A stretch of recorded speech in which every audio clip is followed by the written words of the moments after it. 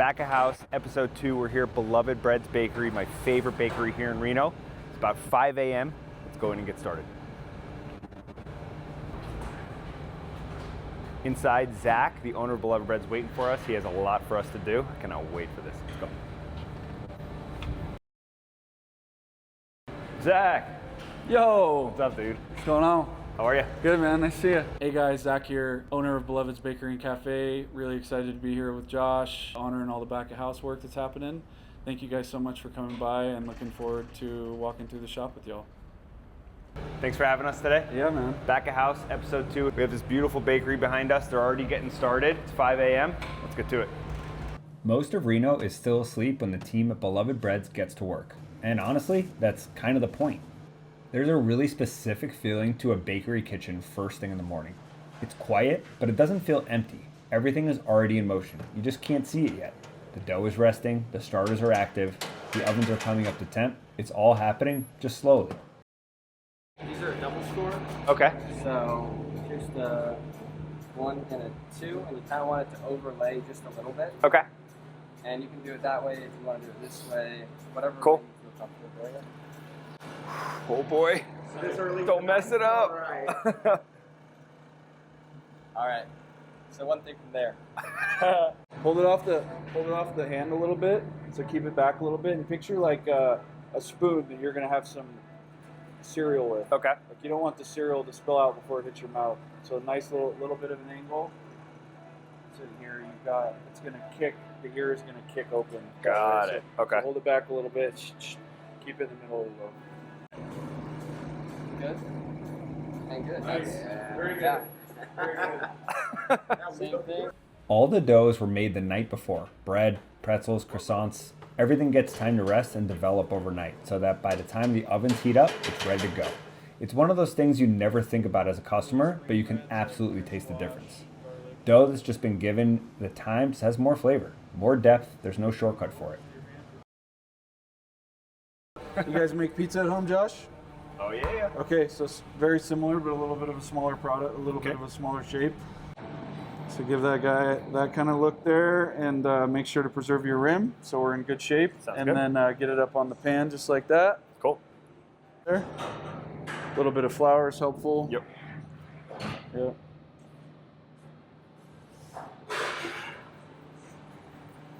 So we're shaping out the bialis. This is one of my favorite Here we things go. here at Beloved's.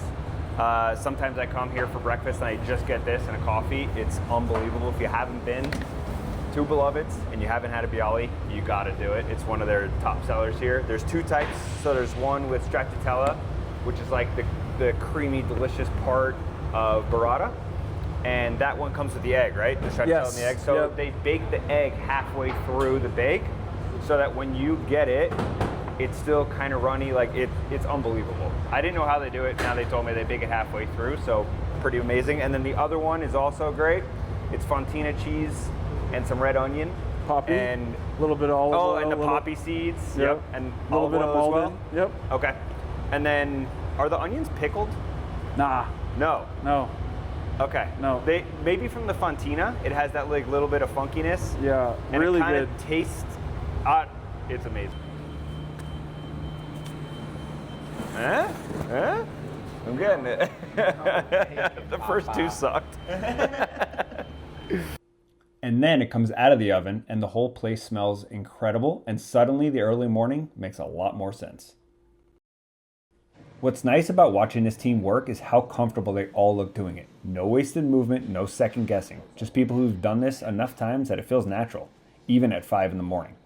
That kind of ease doesn't come quickly. It's just repetition, day after day, until your hands know what to do before your brain even catches up. And here's the thing, this isn't a small operation. All of it handmade, happens every single day at scale. Enough bread and pastries and pretzels to fill a case and feed a neighborhood by hand every morning. That's not nothing. You know, if we were to shortchange ourselves on one area, then we have to, compensate for it on another. Yep. So, I mean, we're buying the best quality flour, organic flour. We're Right. taking our time with our fermentation. We focus on, we really slow down in a lot of other parts of our process. Yeah. but in some of them we have to keep things definitely moving in a good way, you know. At the end of the day, I mean, people are trying to eat these affordably, Right. and like this is part of their dinner table. Right. So we try to do our best to have a profitable business model, to be able to continue doing this long term, and to make a affordable product for people too. Yeah. You know. Yeah.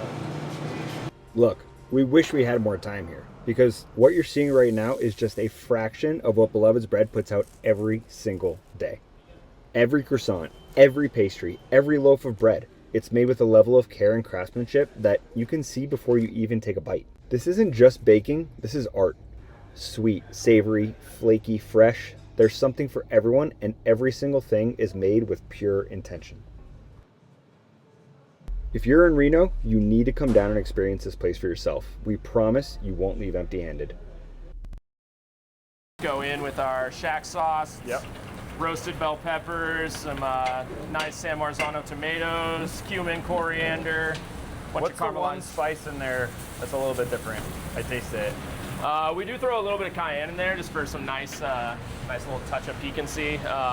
There was something else. Is there like fenugreek or fennel or something like that in there? Not fenugreek or fennel in ours. Kind of simple. Coriander seeds, maybe? Yeah, there's a bunch of coriander. That's what I taste. Yeah, yeah. Bunch of coriander, bunch Yep. of cumin. Yeah, real nice. Then we hit it with a little bit of mushroom stock that we make here. Okay. Just dried mushroom stems, and Yeah. then just real simple. Yeah. Bring that up. All right, so now at this point, we're good to go in with our eggs. With the eggs, all right. Into the oven. And then, yeah, now just throw it in the oven. Everybody in there.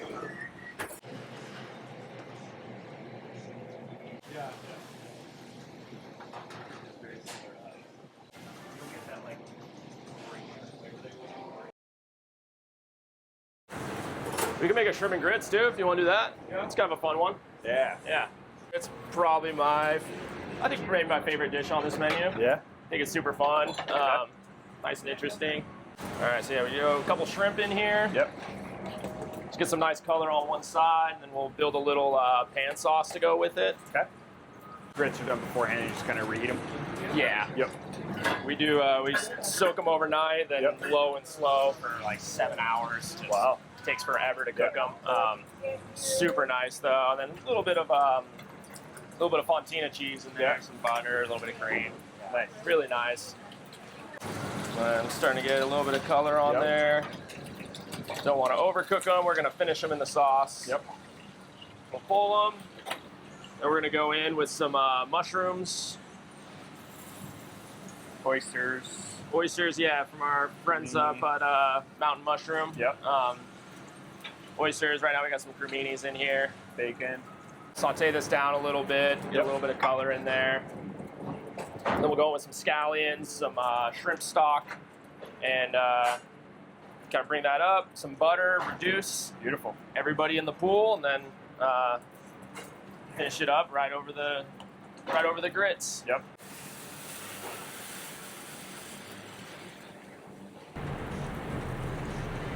Oh my God. Yeah, those are two of my favorite dishes here, I would say. Nice job, Chef Joe. I sell about 1,000 shakshukas on the weekend. Well, we've been here since 5 a.m. We've been rolling, shaping dough. We've learned how to make a bunch of their pastries, a bunch of their breads. It's an incredible scene back there, and the kitchen team is super helpful. We got to jump right in, put our hands in there. It was really, really cool to see. I've never done anything like this before. I've never worked in a bakery. Sure, I've worked with some dough before, but never to this scale. And the amount of machinery that they have back there to kind of help along with the process is just absolutely mind-blowing, which we'll get into in a little bit with Zach. But for right now, I haven't eaten yet. I've been making all this stuff and it looks absolutely insane. Like I've said, the biali is my favorite thing here. We have the biali with the poppy seeds, chili oil, and a runny egg in the middle. We got our shrimp and grits, and we have our shakshuka with some of the best sourdough in town. The best sourdough in town, not even close. Runny eggs here. Cannot wait to dig into this. I've had the shakshuka many times here, but I have not had the shrimp and grits. So you know what? I'm gonna start there. All right, we got our Gulf shrimp here. Our grits that they said they cook for 6 or 7 hours. Insane. Let's try it out. Shrimp and grits, It's a classic Southern dish. And luckily back here, Chef Marco, who runs the kitchen side of this, he used to work at Husk for Sean Brock in Nashville and kind of perfected this dish, and it shows here. This is amazing. So much flavor going on there. I really like how they got a sear on the shrimp and then finish it in the sauce. Tons of butter in there, which you need for shrimp and grits. Perfect way to start the day. Let's move on to the shakshuka. It's made with local eggs right outside of Reno. They go through 150 dozen eggs a week here, just for the hotline. And then we had some local mushrooms from Mountain Mushrooms here in Reno as well. Runny egg yolk, some mushrooms in there.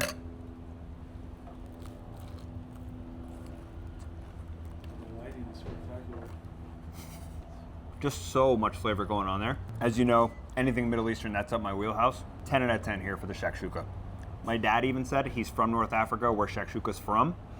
This is it. Moving on to the biali. We saw this from the beginning. We went through 3 steps to make this. You gotta shape it, roll it into the oven. In the middle of the bake, then you put the egg in, then they finish it, and you still get a runny yolk at the end of it. Kind of spread that all around. Stracciatella, which is that delicious middle part of the burrata. Then you have chili oil, salt, a ton of poppy seeds, extra virgin olive oil, salt. Oh my God. Most weeks I come here, well, I come here once a week no matter what, but this is the first thing I look for. It's always in to the left on the shelf, and I mean, look at how light that is. Super airy inside. You think it looks like it's gonna be heavy, but not at all. This thing is amazing. So now we're gonna sit down with Zach, the owner of Beloved's Bread. We're gonna talk about how he got started, kind of his thoughts on how he grew into this space and maybe growing into the space next door. So I'm here with Zach, the guy behind all of this, the brainchild. How did you get started with Beloved's Bread? We started at the farmer's market. I mean, I started baking at home over 10 years ago. Okay. And so I kind of fell in love with baking, the routine of it, the grounding nature of it, and also just the pursuit of getting better and Yep. the reward being a fresh loaf of bread out of the oven. So there was a lot to keep me coming back. And then I opened the Pizza Collective. So that was the first kind of foray into food entrepreneurship. Okay. And ran that until 2020, and that was a sourdough organic pizzeria, which is still going, Yep. but I've since sold it. And I went in that whole process. I really was kind of affirmed in that I loved baking bread. That the dough part of it was like really what fascinated me. Yeah. Different grains and just so many permutations in the process. And I started working at Prema Farms. Kind of while the Pizza Collective project was closing out. Yeah. Was at the markets a bunch, selling produce there, and fell in love with my partner who helped me get this project off the ground, Kayla. Yep.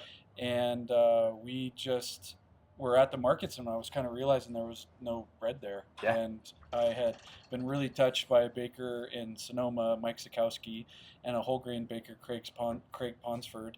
And the seed was planted then to kind of that I had the skills to pursue bread in a bigger way. Like I felt trained enough, and also just had some role models of what a farmer's market bakery could look like, the lifestyle, all these kinds of things. And so, just took the leap into it and found somewhere to start baking, and asked the farm if I could offer bread alongside their booth, and kind of the rest is history. We started baking bread for the farmer's market. It really took off. We had to separate and get our own booth.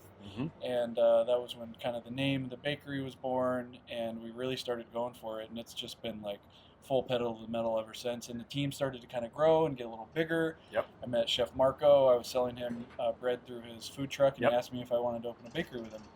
And so we started looking for a space. We found this gold mine of a space here. Yeah. And just kind of checked all the boxes. It took a while to find a space for us, and just so many threads and interweavings of things that happened to get us here. But that's long story short. Yeah, I mean, I remember going to Prema at the farmers markets early on, and then I remember seeing you kind of close to it. And then I remember going back, I don't know, maybe a month later or whatever it was, and seeing your own stand. And you had a line, but not a crazy line. And then maybe 2 months later, went back and 50 people deep. Yeah. I remember seeing that progression and seeing how cool it was. And the first time I tasted your sourdough, I was like, I've never tasted anything like this before. You know, I've always had good bread, but this is something different. And then I tasted your mom's chocolate chip cookie. Nice. And I was like, this is insane. I've never had a chocolate chip cookie like this before, you know? And it was super cool, just like I said, seeing that progression. And then we started ordering bread from you through the Hangout and through catering. Yep. And we'd have to go, you know, it'd either be a delivery or we'd go pick it up from the offsite bakery. Right. And again, just seeing that progression into what it's turned into. And no matter what time of the day you come now, Monday through Sunday, it's busy. Yeah. It's cranking. Yeah. And just seeing the team that you have now is really cool. I mean, like we were talking about earlier, the camaraderie in there, everyone just gets in there, they do their job, but they're also looking for ways to improve every single day.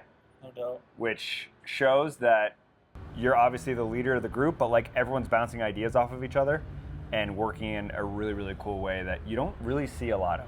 Yeah, you know, for sure. a lot of kitchens, you kind of come in and you got people that just come in, do their job every single day, and then they leave. But you have a really dedicated, amazing, talented team here, from pastries and bread to the back where they're making the hot food. No doubt. I mean, it's really remarkable to participate in a project where people are showing up in such a big way. Yeah. You know, and it's trying to continue to empower that process and just kind of watch it evolve. Yeah. And, you know, it's also on the community side too, like watching that side of it grow and watching the customers spread the word. Like just so many people engaged with its success, and that feels amazing. Everybody, I mean, when we got this place open, we sent out an email, we let people know we were open, and everybody just kind of did their part of it and spread the word to their friends and family and bringing everybody in. And so continues to feel like a very collaborative and empowered thing to be a part of, which is just amazing. It is. And I'm here once or twice a week, like I've said, but every time I'm standing in line or sitting here eating, you kind of see some of the same people throughout the week, every single week. So it's like, this is the part of Reno, like this is their bakery that they go to for their sourdough, and they come get some breakfast or come get a really, really good coffee. Like, you've made it an entire, you know, full bakery. It's not just bread, it's not just hot food. You have everything, and you're hitting on everything as well. Appreciate that. That means a lot coming from you, dude. I appreciate that. No, seriously, like it's so cool to see. And you know, the whole reason of Back of House is we want to show the work and the effort that just goes into getting a biali or shakshuka onto the plate. No doubt. And shout out to the farmers that we miss also 100%. In this process of like everything before it gets to us too. And it's like, I really love that about the products that we make, is like there's a whole slew of 80 other, you know, unseen steps to get there. And so it's really amazing for you guys to be highlighting that. And I feel honored to like just be working with all of the hard work of the farmers and the soils. 100%. And we don't live in the easiest area to grow things. Yeah, no doubt. Our seasons are rapidly changing. I drove through snow 2 days ago coming here, getting back home. There's still snow in the mountains. You can't really plant anything yet. Like, it's still too early. Like, the growing season is super short. And so for you to have local eggs and mushrooms on the menu at this volume, which we're going to get into in a sec, is mind-blowing. For sure. And really, really cool that you're sticking with that, and like you're not going the easy route and just saying, I'm just going to order everything through a massive wholesaler. And you know, you got your porchetta and your meats coming from Delitier Foods, which is also a local company. You got local eggs, local mushrooms, Central Milling, which is through California, Utah, close enough. Really you know, obviously West we don't Coast. grow wheat here in Reno, but like you're getting the best wheat you can get. The sourdoughs are all incredible, obviously. But yeah, everything that you're doing here is just mind-blowing, and it's really, really cool to see the volume that you've grown to, starting at a farmer's market to now. Yeah. And little hush-hush, obviously, but you are expanding. Yep. Yeah, we will be expanding. Also, nice timing, veritable vegetable pulling up. That's our organic veggie purveyor. Yep. So all of our vegetables, all of our milk. Yeah, it's really amazing to be able to be offering people organic food, and I feel like it's a real big treat. Yeah, we are going to be expanding. We're going to be opening another 1,500 square feet next door. So. And how long have you been open here? We've been open here for a year and a half. and already expanding. Yeah, year and a half. Yeah, I mean, you never know Yep. when you're opening a space how it's going to go and how it's going to be responded to. And so it's really, really exciting. We're going to have, so we'll be doubling the size of our dining room. Yep. We're going to have a back production space. We'll have some visibility into it, so you'll get to see more of our pastry production things, which will be a real treat. Yep. And it'll just allow us to be able to have more guests in. We're going to have more counter space. We're going to have a nice fresh orange juice press for organic oranges. Awesome. And we have some nice little kind of edits to the space. It's like take two. It's a lot to design a space and like try to guess how Starting it's going from to go. scratch too. Yeah, I mean, it was just a blank vanilla shell. We did everything ourselves. We designed we had a lot of help, but we took everything the best we could from our head and put it on paper, and it's nice to take a second stab at it. And so really excited for that. I probably less than 4 months we'll have the space expanded next door. Oh wow, okay. Yeah, so we'll reorient our line a little bit. There's some exciting edits to the space, and Awesome. also really, really, really hyped on. We just got a stone mill from Panarchy Mills ordered, and we're going to be having a fresh flour component to the new capacity to the new space, which is going to be insane. That's huge. So that's another step in us moving in the direction of the dream of really knowing and holding everything that has come before us when you offer somebody a loaf of bread. Oh my knowing God. where the grain's coming from, Yeah. and trying to create a little bit of a grain economy. I mean, in our biggest hope, we're empowering farmers in the area to grow grain and being able to get some different varieties going to Yep. help with pest resistance and all this kind of stuff. And so, we ordered a 1 meter mill, just got it, everything kind of cemented in that way. Exactly where it's going to go in the design, we're still figuring out. Yep. So more to come in that way, but really, really exciting stuff. Oh my God, that is Yeah. so cool. I mean, the flavor of freshly milled grains is just so much different than a 50-pound, 25-pound bag of flour. For sure. It's just totally different. Huge stuff. I mean, it's like the flavors improved, what our connection to the farmers are improved, the different varieties. I mean, there's a lot of layers to it, but definitely the improved flavor will be huge. 100%. Yeah, super exciting. Yeah. Yeah. So let's talk about volume for a little bit, because like I mentioned earlier, it's amazing that you're keeping up with local foods and keeping up with everything looks the same, right? It's so consistent, even though you're pumping out X amount of baguettes, X amount of sourdough loaves. Yeah. How many people do you normally serve on a Friday, Saturday, Sunday? I mean, we're seeing thousands of people in those 3 days. Yeah. Depending on the weekend, we're seeing anywhere from 2,000 to 4,000 customers coming through the doors on those days. And that doesn't count the incredible work that our wholesale team is doing, Right. servicing all of the local coffee shops, Yep. getting our bread into all of the restaurants that are interested in kind of elevating their menu in that way. Yep. And the farmers markets that we're going to. So starting in a month, we go to 2 markets on Saturday, a market on Friday, a big market on Sunday. And so Friday, Saturday, Sunday is like a tornado. It really is, because Yeah. it's not just what you're focusing on here at the restaurant, Yeah. the bakery.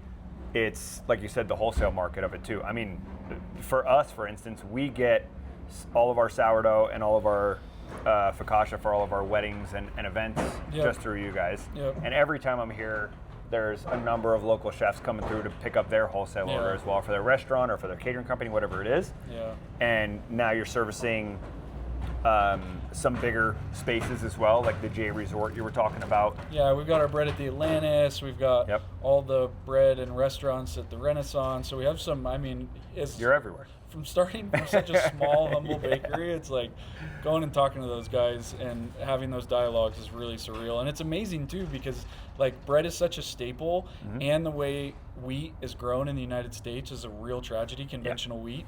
And so it feels like a really impactful thing to be at these larger scale places and offering them organic products and Yeah. elevating. So it's just, small change. All we can do is baby steps in that way. Yeah. And a bakery has a potential big impact on a community, 100%. and so I feel that in a big way when I see our little, mycelial amoeba network going Yeah. out into all these different places and servicing all these people. So yeah, it's a big volume, and our team is just really here for it, and Yeah. none of this would be possible without everybody being so engaged, being so excited, taking on continued ownership, like you said, pushing the envelope forward with quality and always trying to make things better. And so it wouldn't be what it is without everybody being so engaged. So it's really remarkable. Yeah. Reno bought in, your team bought in. Yeah. I'm bought in. Yeah, man. I mean, Appreciate it. I love this place. Yeah, appreciate it. And I love the growth that I've seen just in the past 3-4 years working with you. Yeah. And cheers to your continued success. Thanks, because man. you've built a name for yourself. You could take Beloveds anywhere now. Oh, thanks. You know, everyone knows about it here. You know, I live 25 minutes from here. And like I said, I still make the pilgrimage out here once or twice a week. Yeah. And I know many people do that live in other parts of Reno, Tahoe. So yeah, man, appreciate that. Yeah. Thanks for that. really cool to see. Thank you so much for having us Thanks today. for stopping by and spreading the word about what we're doing. Thank you. Like I guys said, so much. I've never done 95% of what I did today. Yeah, you did great, dude. You did great. Yeah, I messed up a little bit, but that's okay. You still rolled with it. Yeah, you did great. No, it was just so cool to see the work that goes into all of this, and I really appreciate you having us here for the day. But yeah, we should probably get out of your hair because I know you got a whole day ahead of you still. So Thanks, man. thank you for having us. Great seeing you as always, and cheers. Yeah, man. I appreciate it. Appreciate it. Absolutely. Thank you. There's something really satisfying about a place that's exactly what it says it is. Beloved's Bread makes bread, and pastries, and pretzels, and croissants. And they make them really, really well every single day by hand. That's it. That's the whole thing. And it's enough.